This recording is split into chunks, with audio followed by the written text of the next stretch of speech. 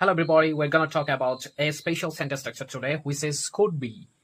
অর্থাৎ আমরা সাবজেক্টের সাথে যদি কুড বি এবং লাস্টে যদি অবজেক্ট হিসেবে কোনো কিছু থাকে তাহলে সেক্ষেত্রে আমরা মিন করব কোনো কিছু হতে পারতাম অর্থে। ফর এক্সাম্পল আমরা বলতে পারি I could be fluent in English. আমি ইংরেজিতে বাকপটু হতে পারতাম। I could B a doctor. আমি একজন ডাক্তার হতে পারতাম। I could B A principal. আমি একজন অধ্যক্ষ হতে পারতাম। I could B a professor. আমি একজন অধ্যাপক হতে পারতাম। I could B a manager. আমি একজন ব্যবস্থাপক হতে পারতাম। I could B A journalist. আমি একজন সাংবাদিক হতে পারতাম। I could B a pilot. আমি একজন বিমান চালক হতে পারতাম।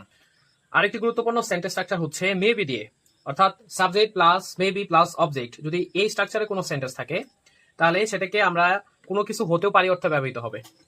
For example, I may be an entrepreneur.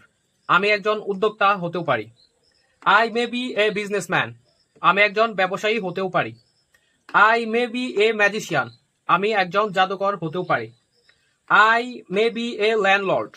আমি একজন জমিদার হতেও পারি। I may be artist. আমি একজন শিল্পী হতেও পারি। I may B a writer. আমি একজন লেখক হতেও পারি। আই মে বি এ জাজ। আমি একজন বিচারক হতেও পারি। আরেকটি গুরুত্বপূর্ণ সেন্টেন্স স্ট্রাকচার হচ্ছে subject plus had to be plus object, অর্থাৎ কোনো কিছু হতে পারতাম অর্থে।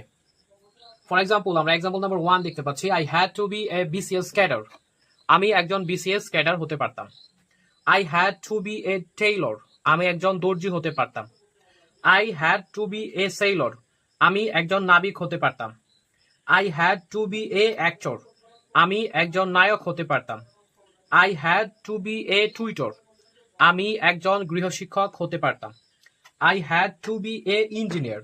আমি একজন প্রকৌশলী হতে পারতাম। I had to be architect. আমি একজন স্থপতি হতে পারতাম। So with these rules and structure we can make lots of sentence. So আমরা এইভাবে এই সকল স্ট্রাকচার দিয়ে আমরা অনেক সেন্টেন্স ক্রিয়েট করার চেষ্টা করব।